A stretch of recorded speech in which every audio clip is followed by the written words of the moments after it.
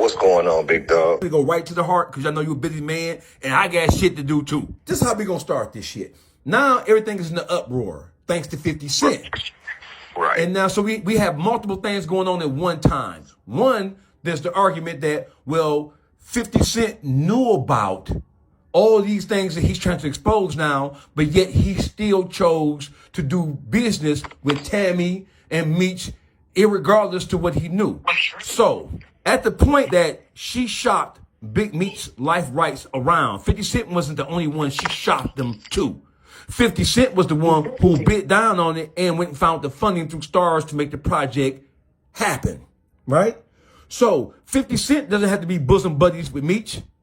50 Cent, as a businessman, is acting as an executive in the entertainment field, right? If he thought that the story was a viable story, one that had legs to it, one that he could shop, one that he can make money off of, he's supposed to do that from a businessman standpoint, right? Right.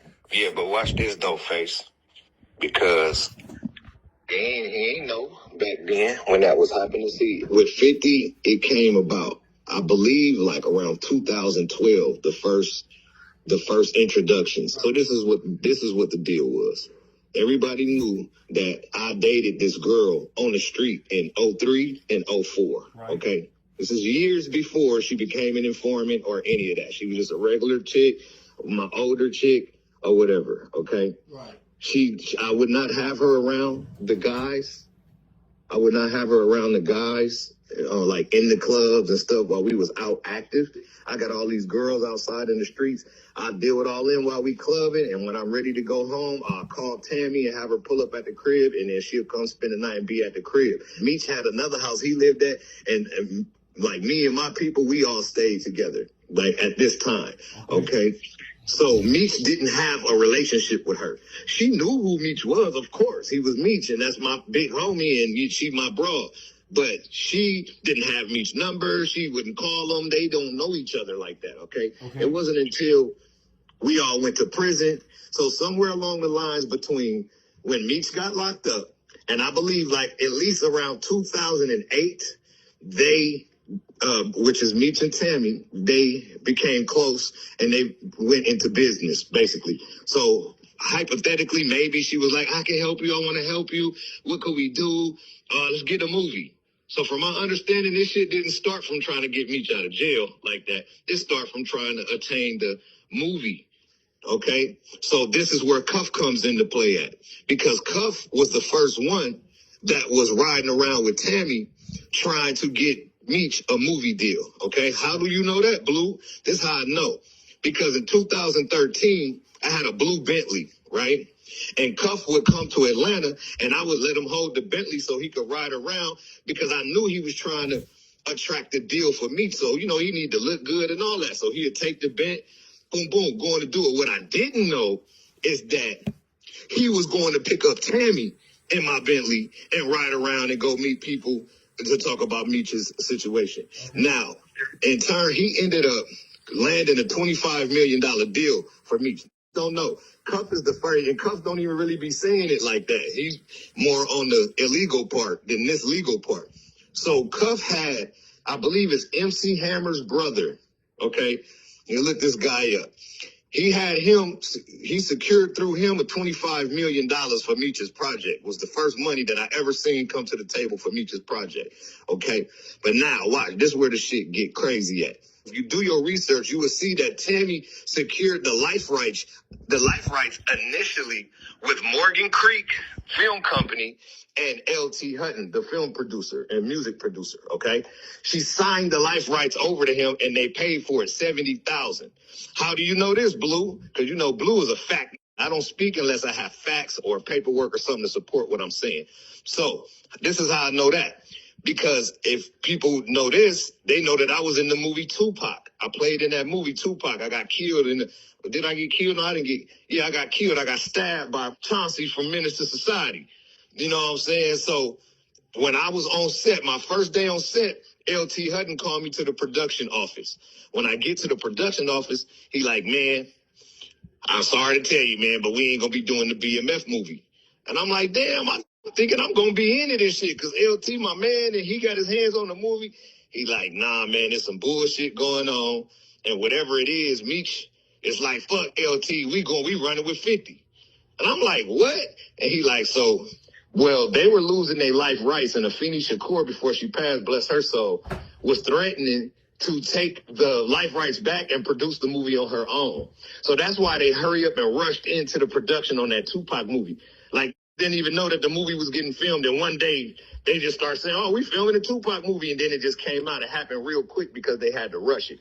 Well, when they rushed it, the Jew that was at the table with him didn't have his $15 million to put in with the film company. So what did they have to do? They had to cut him out, and they had to go find somebody else to put the movie in, to put the money in. But when they cut him out, Tammy and him and Morgan Creek, LT Helton was already at the table trying to get the BMF shit done. So what they did was said, and don't got to worry about Morgan Creek. We gonna run with with 50, because 50 had a deal with the Jew. Okay, so 50 and the Jew was partners. The Jew was trying to be partners was partners again with LT Hutton and Morgan Creek. Once LT Hutton and Morgan Creek cut the Jew out of Tupac, the Jew and Tammy figured they're gonna just take the shit to 50. How could they take it to 50 without it being illegal? Okay, because they had already sold the life right. Okay, this is how. Meech them motherfucking called, then threatened. Oh, if LT got a problem, tell him get at me. He did one of them moves. So LT was like, bro, I ain't even with none of that shit. It's 1,000 gangsters I could do movies on, bro. I'm just leaving that shit alone. I was just telling you we ain't doing the movie no more. Okay. So now you got Tammy, the Jew, and 50, and they got their hands on the movie. But when it started going official, I was with Birdman. I think it was like 2017 or 2018. Because it was after me and Meech stopped talking, and I was with Birdman every day. I'm in Beverly Hills with Birdman, and I seen the shit come on, went viral, that 50 Cent had the movie, and I did a post. And people could look this post up. I was like, it don't matter who do the movie, it's only one way to tell the story, blah, blah, blah. Thought I was coming at 50. I wasn't. I was just making a point. You know what I'm saying? So that was like 2018. Now, this where the shit get crazy at. We know from paperwork, 2010, the investigation with Meech started, right? Right. 2009, Tammy Cowens became a government informant, right? Right. Because the paperwork says when Tammy Cowens, CS1 became a government informant, she was and had been a longtime friend of Demetrius Flannery. Okay, so they was already cool, and they had already been friends for a long time, is what the paperwork is saying. But she wasn't no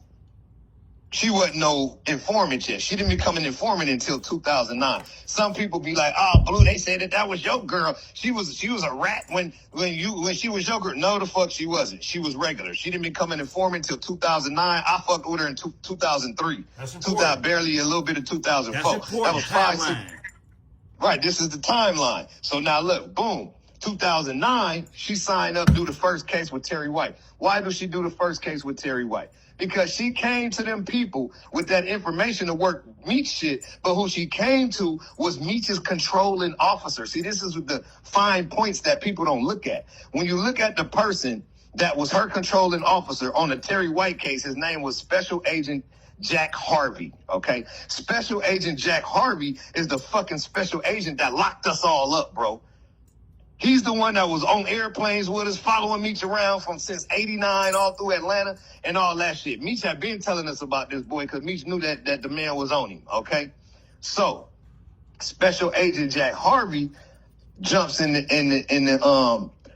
for her, what's the name? They bammed Terry White up. Now, mind you, Jack Harvey done got Meech 30 years. He done bammed the BMF up, all of us. He gave us our time.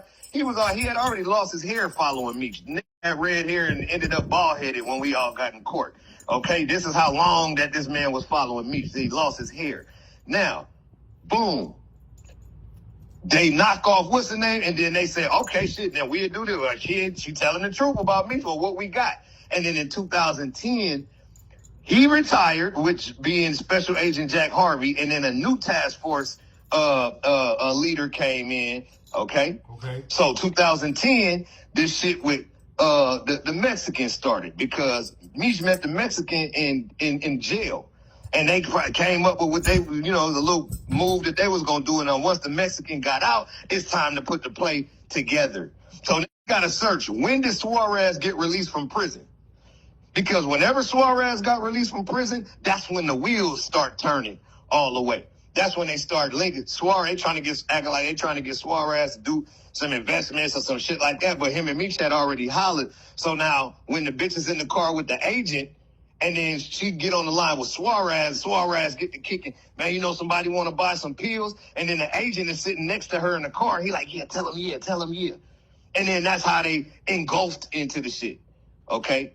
And then got it popping. So then once they, planned what they planned and did all that, she had all the phones hooked up. It took years for the shit to happen. And then once it happened, they snatched cuffing all them up. She was fucking the agents. When it came out in court and they put her and the agent on the stand and they discovered the infidelity, they had to throw that case out, bro.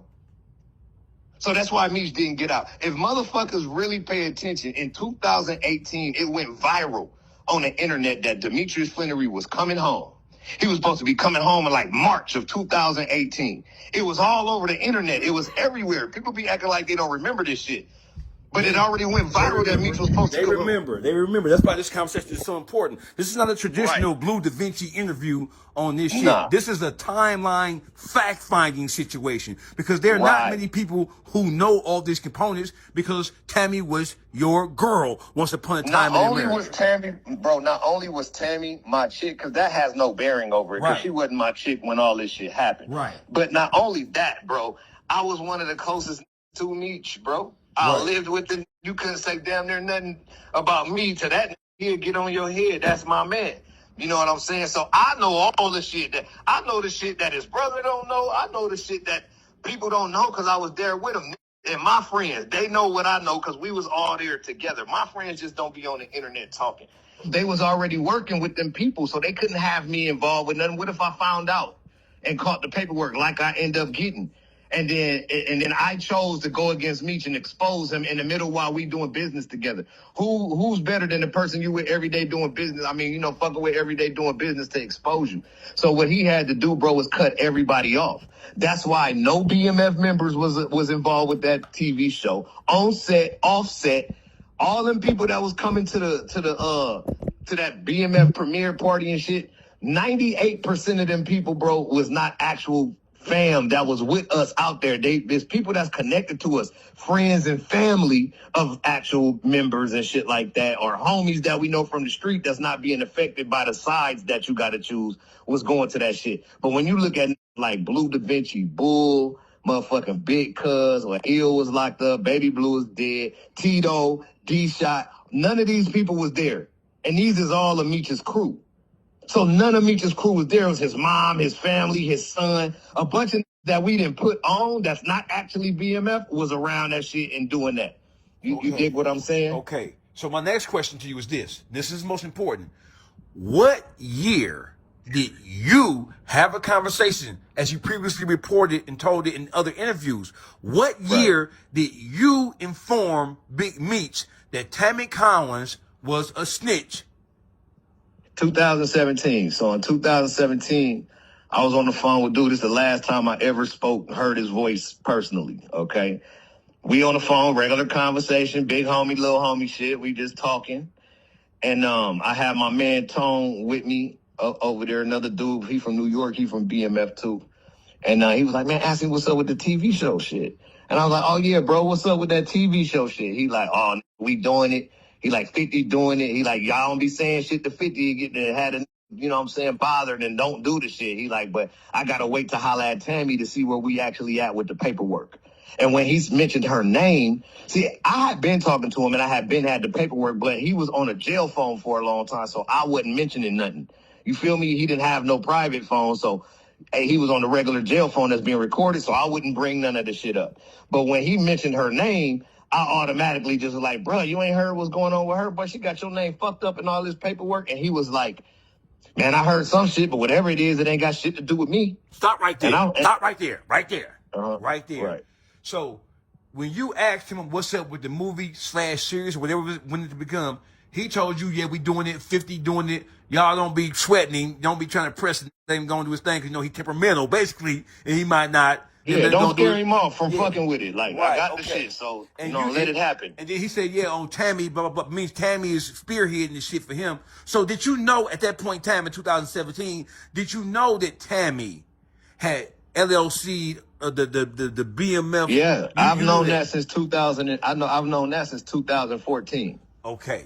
That she owned the company, that she worked for him, that she owned the life rights, that she was shopping the deal. Remember, I'm in the streets. I'm seeing everybody and talking to everybody. So, yes, I knew everything, bro. Okay, so When I was talking to him, I knew he had worked. I knew everything already. I just was, me, it's chestnut checkers. I'm trying to play the shit, see how the shit playing out, see what's really going on. But I ain't finna go. I wanted them, bro.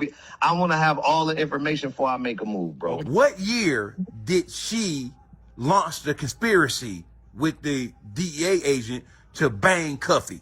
What year? 2010. 2010. 2010. The year after they gave Terry White the time. Oh. So 2010 is when they started the Big Meech investigation. Okay, so my next question is, was Cuffy a beloved member of BMF? Magic, Cuffy's brother, was actually the beloved member of BMF. Now, Cuffy would have been a beloved member of BMF as well, but he was in prison. So while we was on the street doing all that shit, Cuff was in jail. Or right before he went to jail or whatever, Cuff got out. You see the picture with Cuff and Meech in the Rolls Royce. Right. So the Rolls Royce it was 2004, okay? Because that's when he had that Rolls Royce down here in Miami. 2004, Cuff was out. Okay, I don't know exactly what year he got out, but I know in 2004 he was around us. And of course, he's going to be considered to be BMF. Was he claiming BMF? No. I've never seen Cuff in my life say he's from BMF, ever. Ever, ever, ever. I don't think he'll say that shit to you. Okay, but in consideration, he's one of the first when Meech came up that was involved with getting that paper together. You know what I'm saying? Or helping me or doing whatever he did to bring that money to the table, okay? Okay. So in all consideration, at the end of the day, yes, he would be considered to be BMF. But you got to remember something. BMF was never something that was supposed to be marketed. It's not supposed to be an urban household name. BMF was a fucking an illegal situation, okay? It wasn't until Meech and his brother separated and Meech brought me to Atlanta, and I started bringing all my friends from L.A. to Atlanta, and he made his own crew outside of him and his brother. Then we started calling that crew BMF Entertainment because it was supposed to be the record label and not no drug team or no illegal shit. So now my record label was BMF Entertainment. When I first signed to Meech and T, bro, their company was called Stomping Ground Entertainment. They was not promoting no BMF shit. Wasn't even supposed to know what BMF was, bro. This is the whole big thing. What was supposed to be marketed, bro, was Stomping Ground Entertainment. If you look in history and look at all my first shit with them, I had a record with Too Short called Addicted. It's on Stomping Ground Entertainment. Me, E40 and Ooey, we still here, still rolling the hood. If you look at that wasn't BMF Entertainment. It was Stomping Ground Entertainment. That video with Fabulous in it, E40 in it. When you go back and look at my shit, that was Stomping Ground. There was no BMF. It was a BMF, but it was quiet as kept. Meech and all the older that he fucked with, just like, yeah, we BMF, but shh, don't be saying nothing. We don't want people to know. Right. When it don't exist. It exists, but it don't exist. It exists, but it don't exist. Yes. But when them fell out, see, people was already hearing BMF because we was still moving around deep. When it was Meech and T together, we would be deep out spending money, still like the same shit. Not as big as it was when we did it, but at the beginning, they was still doing basically the same shit. So knew, oh, that's them BMF. But they was promoting Stomping Ground Entertainment. So that was kind of cutting from saying BMF. Like, that was quiet as kept, like a secret society. It wasn't until the separated. And we all in L.A. and Gardena.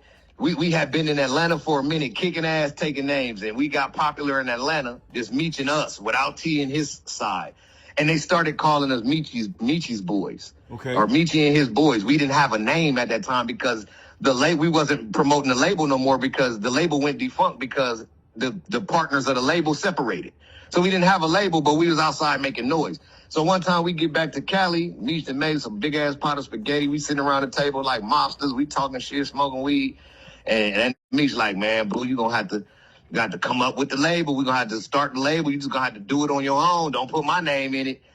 People don't come fuck it up, but we got to come with something. And then my cousin Bull was like, shit, be saying that BMF shit, we might as well just run with BMF and throw it up like this, and made the sign, the gang sign with his fingers, okay? Right. That's how the shit came alive. And then Meech was like, all right, Blue, go get the shit done. Go get it legal. Don't put my name on this shit so we can have everything legal. And then we just gonna rock with the BMF shit. But it's going, and I was like, but it ain't gonna be Black Mafia family that I'm doing, bro. It's gonna just be BMF Entertainment Incorporated, so we can leave the acronym up to imagination. My name is Barima McKnight. It can mean Barima McKnight family. Meech was like, I'm Big Meech. It's gonna mean Big Meech family. We was all laughing and shit. And then I went and did the label. And that's how our BMF Entertainment label officially started. Okay. We went back to Atlanta and turned it all the way up. Okay. That's where the BMF shit come from. So, Tammy Cowan, she started her own company in what year? BMF? What 2008. Year? 2008. Okay, what year did they launch the plan again to knock Cuffy down? See, I believe that whole time, even when they knocked off Terry White, the intention wasn't to knock off Terry White. It was always to get Meech out. Okay? But I believe, now this is just from my belief of just looking at the string of events. I believe that when she went to Special Agent Jack Harvey wasn't going. He was like, man, Meech ain't finna do that. I've been following this for years. Hell nah, Meech ain't finna do that. No. And then you got to show me, y'all got to prove it. And then that's why Terry White got laid out.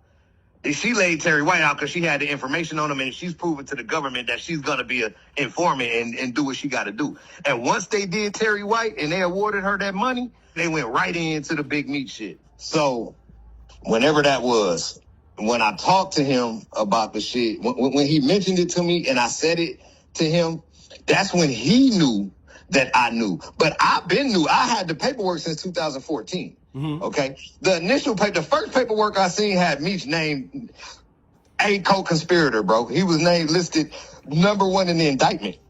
Number one in the indictment for who? Terry White or on the cuff? No, he never been on the case for Terry White, bro. That had nothing to do with Meech. Nothing at all. That was just her proving that she was going to do it for the government. Right. That's all Terry White was. It was just, all right, show us that you for real. All right, here go Terry White. Bam! Slammed his ass. Oh, shit, she for real. All right, then what you say about Meech and them? Right. And then they went on with the Meech shit. Okay? I caught the paperwork in 14. So now I'm like, damn, but mind you, I'm still, when Meech wasn't in the hole, because you got to remember, this is the only I know in federal history that ain't stabbed no and been in the hole for 80% of his prison bid, bro. Go to the hole for a couple months and then be back on the yard, or you know what I'm saying, whatever. If they too bad, keep fighting, keep fucking up, they'll send you to another yard. Okay, maybe once. You know what I'm saying? But you got to be a fucking gladiator, man. You got to be causing all the problems in the prison, bro, to get handled like that. So for a long time, we wasn't able to talk to him for long stints of time because they had him in the hole while this investigation was going. And then 17, though, is when he mentioned her name, is when I exposed that I knew about the paperwork. And once I exposed that I knew about the paperwork, he cut me off. So he never spoke to me again. So I had his son. Watch this. Hold on. Let me just land this part. Right. I had his son. After I told him about that in 17, Lil Meech was still like my nephew at the time. So he would be coming to my house and shit after school sometime and shit, just kicking the G or whatever, right? So I called Mimi to my house. We call him Mimi. I called Mimi to my house. I'm like, look, bro, this paperwork. I went over it with him. I showed him what Tammy was saying. I showed him. Whoa. So you telling me you showed Little Meech the paperwork? Little Meech, he was like 17 before he graduated high school. I knew through Meech's girl at the time, her name was Big Meech wifey. And I knew that Lil Meech was finna go on a visit in like 3 weeks to go see his daddy. So I called him to my house to give him the paperwork. I texted paperwork to his phone so he'd have it in his phone. And then I went through it with him and read out the important parts. I had him highlighted, read out the important parts. Like, look, this is what it's saying. This is going on. I just want to make sure your daddy know, even though I'm pretty sure he know. It's this far along in the case, his name all in this shit, he know. But I want to make sure, because I don't know for sure what he know, that your daddy know. Because at that time, I'm still pro Meech. This is my man. You feel me? So I'm on Meech's side at the time to a certain extent because the paperwork was reading like what everybody be trying to say. Oh, it was the girl that did it against Meech. It wasn't Meech, it was her. It was her. So I'm like, if it was her, let me make sure this no. So once I told Lil Meech that shit, bro, 3 weeks later, that Went on the visit to his daddy. A week after that, I get the first call from Dewey from Detroit. And he like, hey, man, what's up with this Mimi, man? And Manissa, his sister, Meech's daughter. They running around the whole D telling everybody they daddy said you a rat. You ain't no good. You ain't from BMF no more. Like, what the fuck is up with this? Now, mind you, Dewey is the that I start doing all the parties with in Detroit when I came home, okay? But before we start doing them parties, he was Meech's man, you know what I'm saying, on the phone with Meech every day, okay?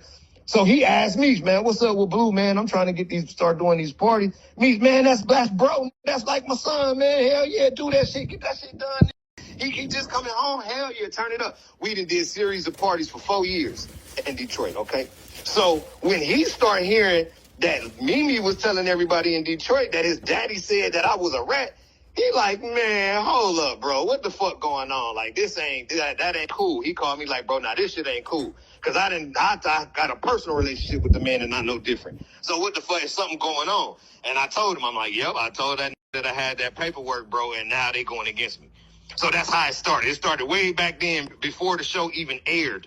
In like 2017, 18, motherfuckers in the D start, oh, blew a rat. I'm like, all right, I'm sitting back. I'm like, all right, bet, I see how they moving. So I just let it play out because I had to sit there and see what everybody was doing and what everybody was saying. So it took me a while to collect all of the information. And once I seen how they was moving, once the show aired and it started and they started having them premiere parties and all the people that was supposed to be quote unquote connected to BMF was pulling up, oh my God, it went crazy. I had a chance to separate the men from the boys. I could see who was just groovy sucking and who was staying down, who was standing on 10 toes and gonna stand on some morals. And it was only like a handful of that didn't try to go fuck with them that I know. Everybody else went and tried, and them had paperwork, already knew he was hot and all that shit. You know what I'm saying? So that's how that shit went. Okay, so my next question is: you told him that she was on fire, and he said it doesn't. What did he say again specifically? What was his response? He said, I heard some shit. This is verbatim. He said, I heard some shit, but whatever it is, it ain't got shit to do with me.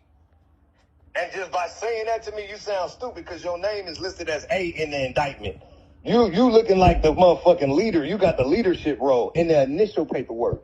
See, this paper, that motion that's out, them 32 pages that everybody be reading that tell the whole story.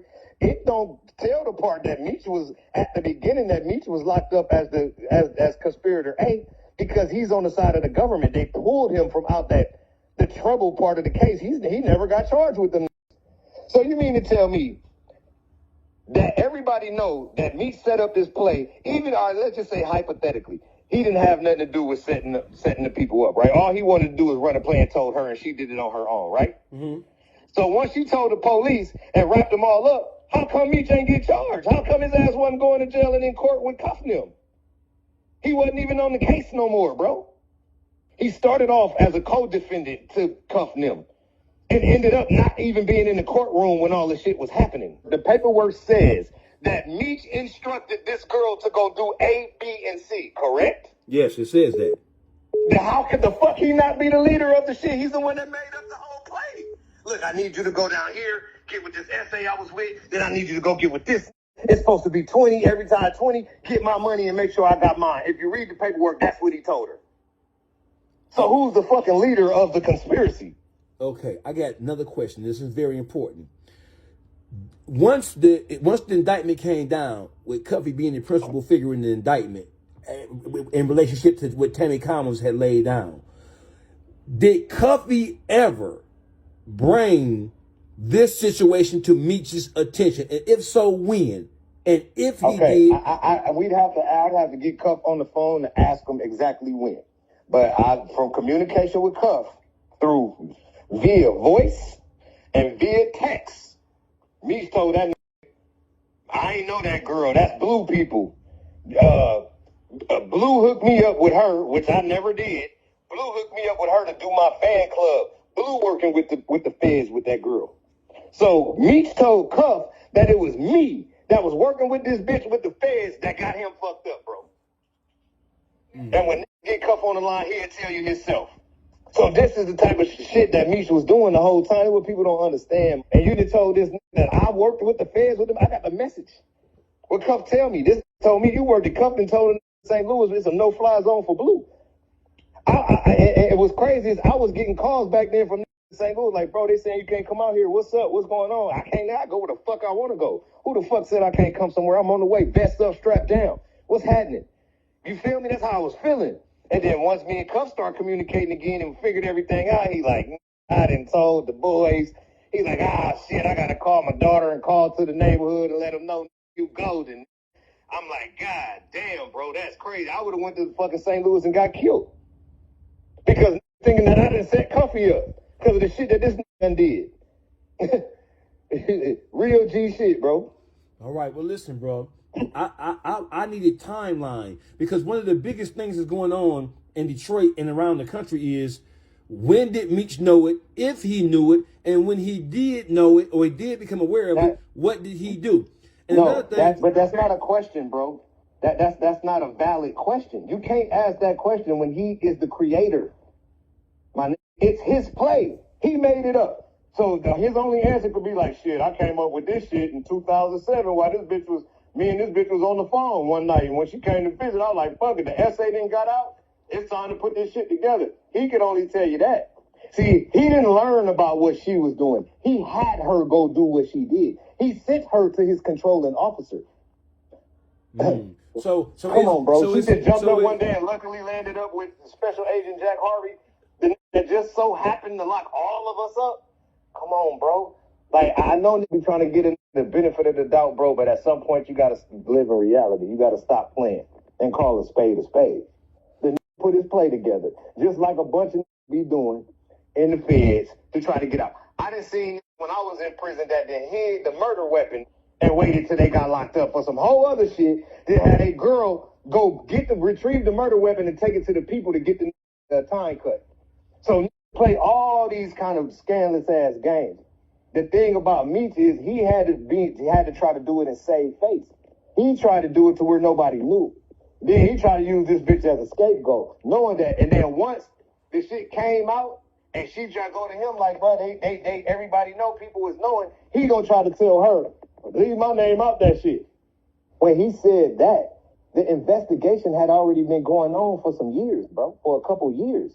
I don't know all what they had going on, but it was a lot. And it had lasted for a long time, and it was quiet as kept. Nobody knew it. This was shopping a whole movie deal, but the movie deal was saying keep anybody that's actually associated with BMF away from the whole production. So that's why nobody never seen on set with 50 and Lil Meech. It wasn't no bull. Even if Meech had a beef with me, he ain't had no beef with Bull. He ain't had no beef with Big Cuz. He ain't had no beef with D-Shot. He ain't had no beef with Tito. He ain't had no beef with none of these that was out and on the street. Why none of these was on set?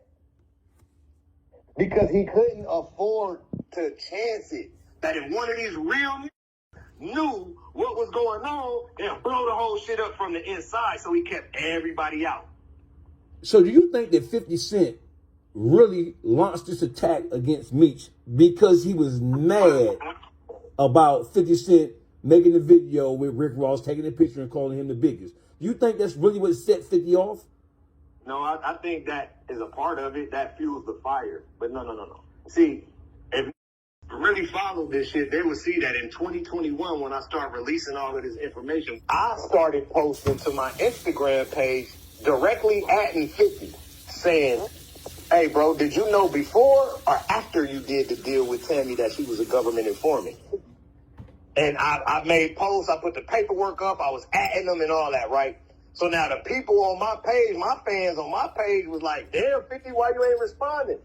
You had all that shit to say to Jeezy, because this was a little while after, remember, he was coming at Jeezy when he was talking about the shit, and he was like, yeah, Jeezy, me say he want his money, and all of this shit he was talking about, right? Right. And after that was happening, and I was making my post, the people on my page was like, yeah, Fifth, what's up? Why you ain't responding back to Blue? Like, damn, like, what's going on? Like, you feel me? And then, like, 2 days later, my page was hacked, okay? But I've been telling that 50 since 21, since the show first aired, what was going on. So he knew, bro. He knew. He might didn't know for sure and had to go do some more due diligence to find out. But I feel, and I don't know for a fact, y'all, so don't quote me again, but I feel personally like he knew.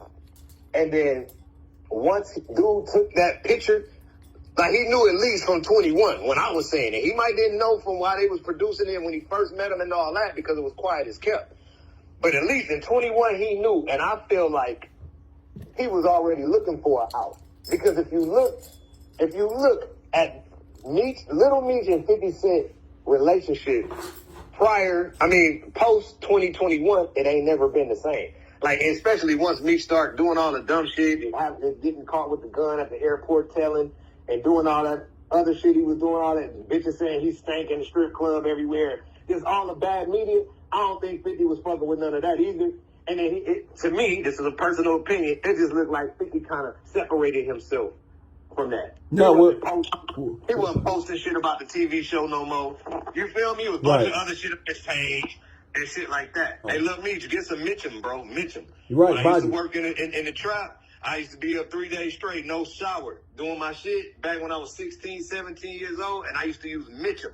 And you won't stink, you won't sweat. You got 3 days before you got to take you a shower. Yeah, for you start smelling the body. But the obvious question is, all the rumors and all the insinuation and all of the exposing Meech for what happened and what took place with the Tammy and Cuffy, this shit has been going on for years. Why did it take 50 Cent to expose it before we're supposed to be in a position to know better, to start raising their ears and raising their eyebrows like, what the fuck? Why did it take that?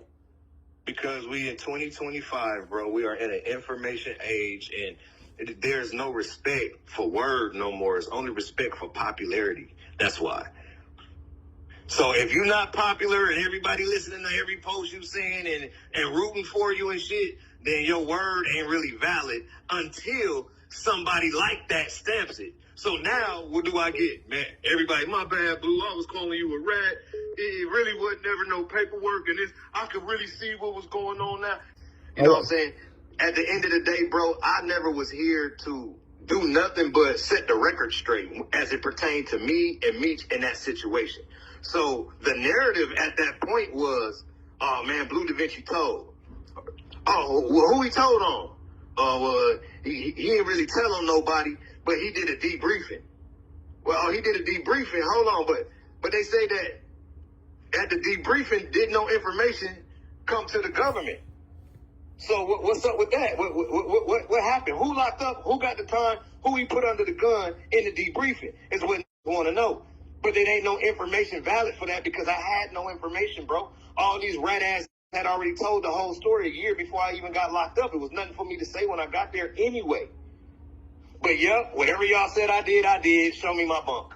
Let me get my first offenders. This is my first time going to prison, bitch. I want everything that's coming to me on what I could get. No telling, no none of that.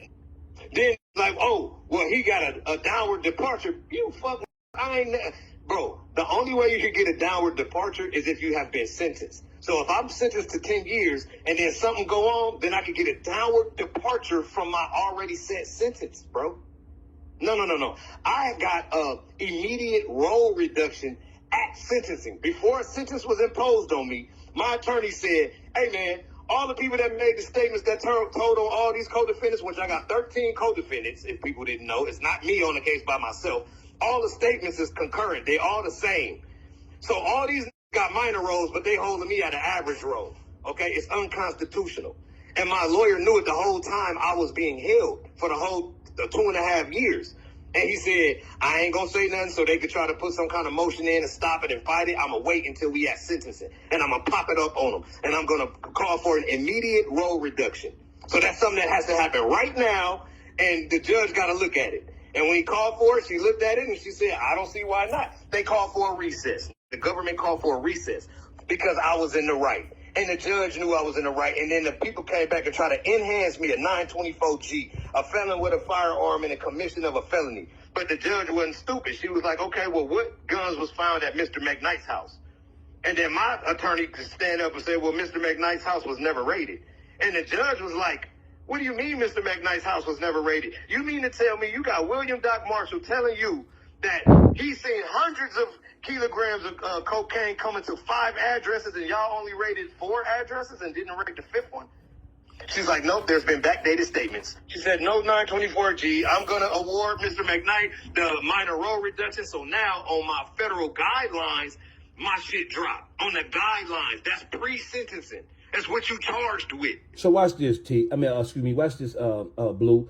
Why haven't we heard from J-Bo? Why haven't we heard from Calico? We have heard from J-Bo. No, J-Bo said he the paperwork. No.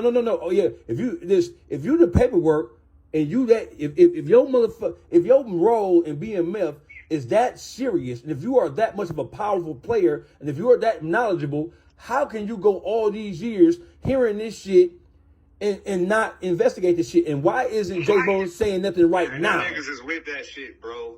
J-Bo is soft as a hot bowl of ice cream. He ain't like that for real, bro. Any nigga that'll even get up there and say some shit like, oh, I don't need no paperwork, I'm the paperwork. You know he ain't no gangster.